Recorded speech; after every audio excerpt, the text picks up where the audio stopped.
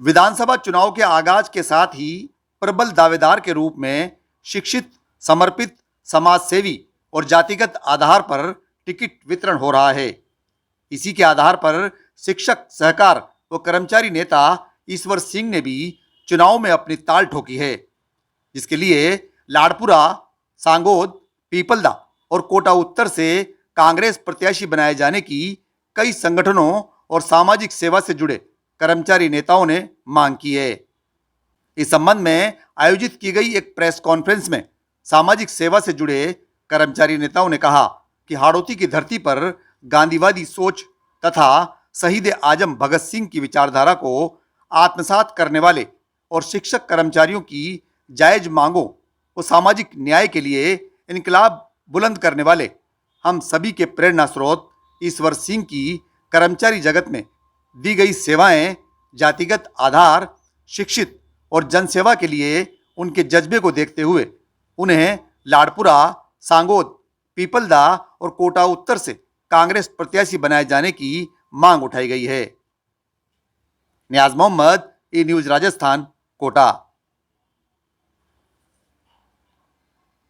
राजस्थान में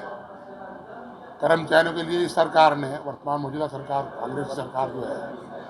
गहलोत साहब ने बहुत कुछ किया है। एक बहुत दुर्लभ मांग थी जो ओल्ड पेंशन स्कीम की मांग थी, एनपीएस हटाओ, ओल्ड पेंशन स्कीम लाओ, वो उन्होंने पूरी करी है और पूरे देश के सामने एक नज़ीर प्रस्तुत करी है, जिससे कि 3.5 लाख कर्मचारियों को के परिवारों को फायदा हुआ राजस्थान में।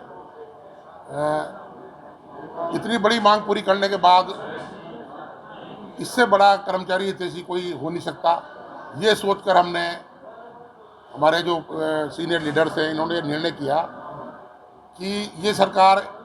राजस्थान में 1 या 2 या 3 जितने भी कर्मचारी नेताओं को टिकट देना उचित समझे, उनको उनकी परफॉर्मेंस के आधार पे, उनकी पॉपुलरिटी के आधार पर, उनके काम के आधार पर टिकट देवे और ये संगठन में एक कर्मचारी नेता को भी मौका देवे संगठन में कांग्रेस में आने का और विधानसभा में जाने का। क्योंकि अगर विधानसभा में कोई कांग्रेस का कर्मचारी नेता अगर होगा तो कर्मचारियों की मांगों को सुरक्षित रख पाएंगे हम लोग। कर्मचारियों की मांगे रोज़ नहीं मांगे आती है, मांगे कभी ख़त्म नहीं होगी। कर्मचारी जब तक रहेंगे मांगे आती रहेगी उनकी, तो उसको सुरक्षित रखने के लिए कर्मचारी नेता का होना जरूरी है। यही सोचकर मुझे लोगों ने कहा कि भाई आप चुनाव को लड़ो। मैंने अपनी वीआर स्वीकृत कराई, वॉलंटरी रिटायरमेंट लिया और 2 अक्टूबर को मैं गांधी जयंती को अपने स्कूल से गांधी जयंती मना के, वहाँ से जो मेरे आदर्श है भरत सिंह जी, वो भी उस प्रोग्राम में मौजूद थे और उन्होंने खुद ने भी ये कहा कि अब आपको राजनीति में आना चाहिए, आप जैसे लोगों को राजनीति में आना चाहिए।